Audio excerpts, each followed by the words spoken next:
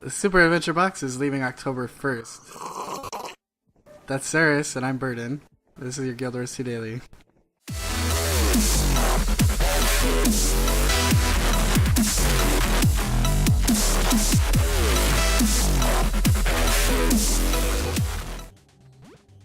Okay, so let's talk about the Super Adventure Box for the second time around. Now, I hope you guys got all of your weapons. I know I did. I sort of became a fiend for Tribulation World 2. I think I went through there like 7 or 8 times. And actually, one time I had to go through there again because what had happened was I got the shield on my engineer, the yellow one, and I transmuted it onto a green because I was still leveling my engineer.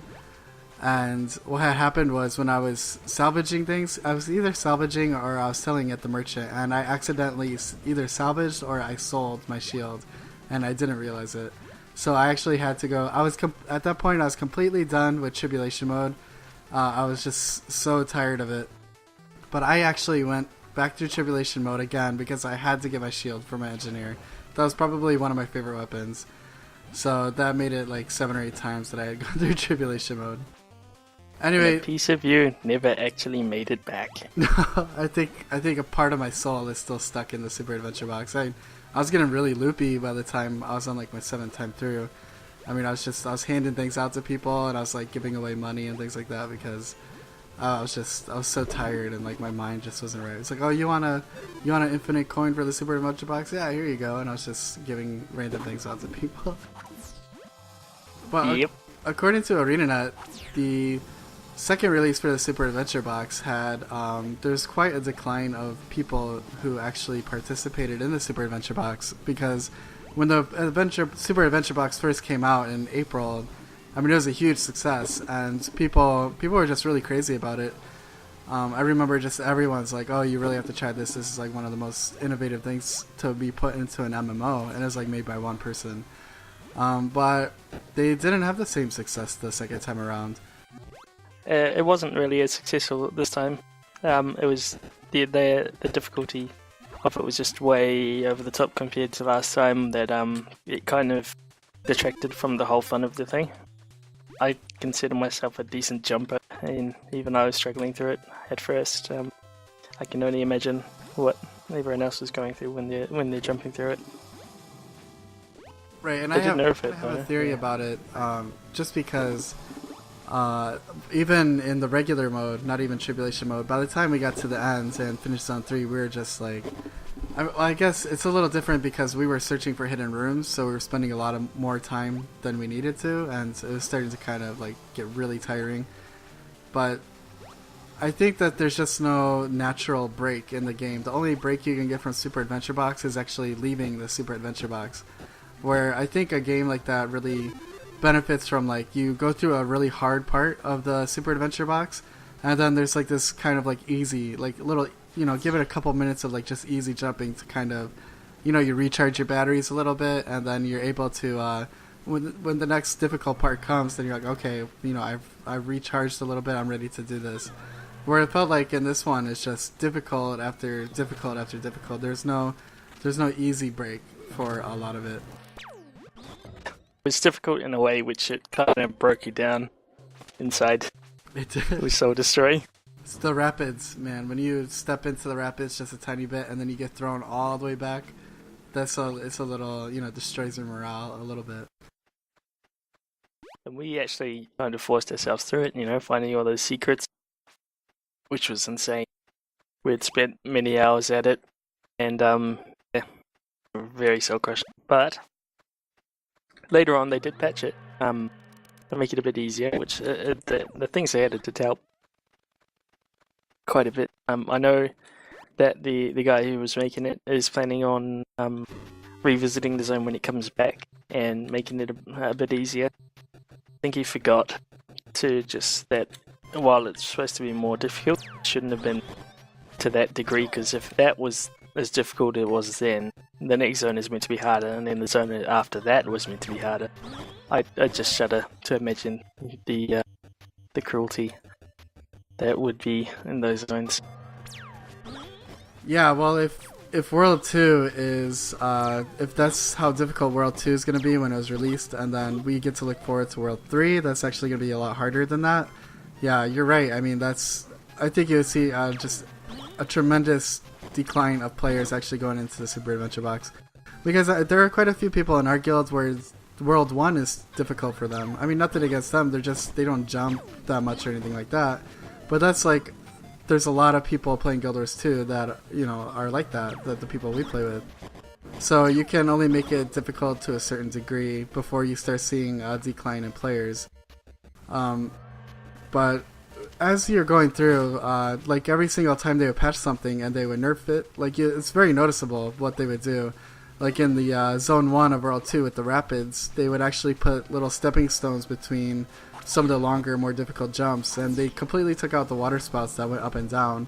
I mean, they kept like 1 or 2 water spouts there, but they were just permanent, so they're easy to jump on. And that really helped. I mean, I think a lot of people, even by the time they got to that part in Zone 1, were already so demoralized trying to get through that rapid part. They just kept falling down, and the rapids just throw you back, and it's just, again, you know? And I think by fixing that part will really help out. They had Josh Foreman come out, the guy who made it, and he was, when I saw him on the forums, he was actually explaining all the things and saying like where he went wrong and stuff, and it was really interesting to see because it was some good developer interaction. It's a pity they told him off for it, but while he was doing it, it was just great. He owned up to some of the things he thought was wrong. He said that he just got too involved in just creating mechanics and forgetting to see the bigger picture of things. Actually realized the mistake, told everyone, and oh my god, just seeing that from a developer is pretty uplifting because they feel for you when you read that and you can say, all right, this guy's human too, you know. He knows he made a mistake in making it and just makes it that little bit better. I mean, nothing quells the anger of your fans more than just some straight up honesty that Josh Foreman gave. He's like, you know, he said, I mean, I'm grateful that he spent so much time working on it, and I mean, he said that he was even spending time away from his family to put so much effort into it. And like for that, I'm grateful that they have developers over at ArenaNet that would have that dedication to the content that they're making. But it's great to you're right, it's so great to have that honesty from the developers to say, you know what, like I just put way too much in it for one world. And that really is the problem, isn't it? There's just so many mechanics in World 2 where it's like, you know, as soon as you get through all the water spouts and things like that, you know, you're jumped into the waterfall and jumping across the logs, and it's like after that you're just thrown into another mechanic and another, and there's no time to like learn each one. Like in each zone you're learning like 5 or 6 new mechanics that you have to deal with, you know. On the plus side, they introduced some brand new achievements, which if all of them, like the adventure box itself wasn't as difficult, were pretty decent achievements to get, easy to get. They back rewarded, they retroactively awarded people the backpack if they'd completed the last set of achievements, which is very nice. Got the snazzy new backpack. It's a pity that they initially stripped out a lot of the reward aspects of it, which kind of, it was a bit of a sore thing, because when you would go in there and you would expect, alright, I'm doing World 2, I should be getting more baubles and stuff through it, even though it's harder, because, you know, it's risk versus reward.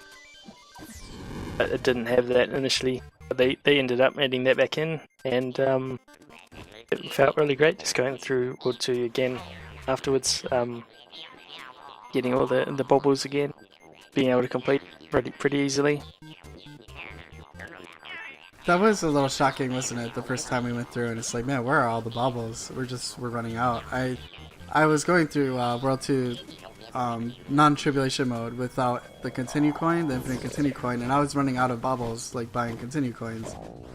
And it's just, where are all the baubles? But I think once you start finding the hidden rooms and you go in there, you start getting a lot more. I don't know if that's what he intended to do, but you're right. There were a lot of complaints about people are saying you made more difficult content, but you're not rewarding as much. But for me, the Super Adventure Box, I love the Super Adventure Box just because I love that kind of content, like the platforming. And I don't know if it's just me, but I love the weapons out of the Super Adventure Box, and I love the way that they color coded. So it's like, if you finish Tribulation in World 1, you get this green, and if you finish Tribulation in World 2, you get this yellow. So when people see your weapons, they know exactly what you've done, which I think is a really cool idea. And I'm in love with the Tribulation World 2 weapons, the yellow ones. So that's why I went through there like 7 or 8 times. I had to get the pistols, and I had to get the shield and all that.